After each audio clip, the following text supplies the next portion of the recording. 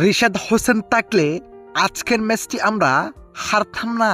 দর্শক, ম্যাচ ছেড়ে উপস্থাপকের কঠিন প্রশ্নে রিশাদ হোসেনকে নিয়ে একই বললেন রাওয়ালপিন্ডির অধিনায়ক রেজওয়ান। দর্শক, আজ খুবই গুরুত্বপূর্ণ ম্যাচে মুনতাল সুলতানসের বিপক্ষে মাঠে নেমেছিল রাওয়ালপিন্ডি, যেখানে জিততে পারলেই সেমিফাইনালের পথে যাওয়ার সম্ভাবনা থাকবে রাওয়ালপিন্ডির।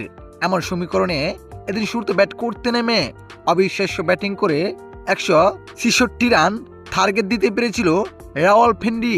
এ রানের লক্ষ্যে ব্যাট করতে নেমে অবিশ্বাস্যভাবে ফিনিশিং দিয়ে ম্যাচ জিতে নেয় মুলতান সুলতানসের ব্যাটিংরা। এতে শেষ পর্যন্ত ম্যাচটি হেরে যায় রাওয়ালপিন্ডি। আর ম্যাচ ছেড়েই রিশাদ হোসেনকে স্মরণ করেন রাওয়ালপিন্ডির অধিনায়ক রেজওয়ান, যেখানে উপস্থাপকের প্রশ্নে রেজওয়ান বলেন, রিশাদ হোসেন থাকলে আমরা ম্যাচটি জিততে পারতাম। তিনি দুর্দান্ত লেগ স্পিন করেন এবং দুর্দান্ত ব্যাটিংও করতে পারেন। তাই এক কথায় রিশাদ হোসেনের অভাবে আমরা ম্যাচটি হেরে গিয়েছি।